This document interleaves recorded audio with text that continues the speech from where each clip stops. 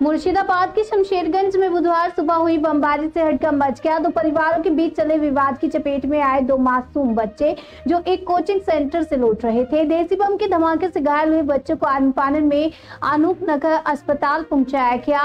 इलाके में भारी दहशत है। पुलिस मौके पर तैनात है और जांच जारी है। घायल बच्चों में से एक की पहचान शारमीन खातून के तौर पर हुई है, जबकि दूसरा बच्चा भी अज्ञात है। शमशेरगंज का देवीदासपुर इलाका इस समय पुलिस छावनी में तब्दील हो चुका है।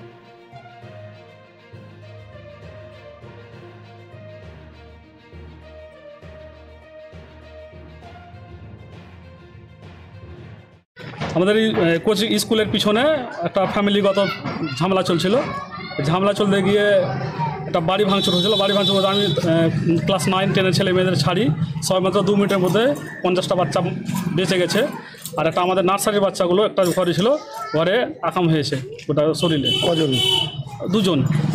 কোথায় ভর্তি আছে ওরা? ওরা এখন অনেকনগর হাসপাতালে নিয়ে গেছে। ওরা এখন ভর্তি আছে অনেকনগর হাসপাতালে। কতটা ক্ষতি হয়েছে তোদের? জিভে ক্ষতি হয়েছে আর গোটা শরীরে, হাতে গায়ে পায়ে স্যাররা ছবি করেছে। ওটা তো আমি বলতে পারবো না স্যার, আমি তো বাচ্চাটা নিয়ে আমি ব্যস্ত আছি বাচ্চাটিকে বাঁচার জন্য। কারণ কোন পক্ষ ফেলেছে ওটা তো বলতে পারলে হতো কি, কীভাবে বলবো আমি যে কিছু করে ফেললো। আমি তো বাচ্চাটিকে ব্যস্ত ওটাকে ঘরে ঢোকার জন্য, তার মধ্যে ফুটে গেছে। আমি তো দেখতে পেলে বলতাম আমি যে কোথায় কোন থেকে ফুটেছে, কোন থেকে ফুটেছে। হ্যাঁ, এটা কোচিং স্কুল দুটোই। কী নাম কোচিং? প্রভাত শিশু কেন্দ্র এবং প্রভাত কোচিং সেন্টার ছিলেন। হ্যাঁ, ক্লাস 9-10 চলছিল। তারপরে বম। হ্যাঁ, তারপর নাসাগুলো ঢুকেছে সবমাত্র বাচ্চাগুলো, তারপরে বম। কি নাম বলা যাবে?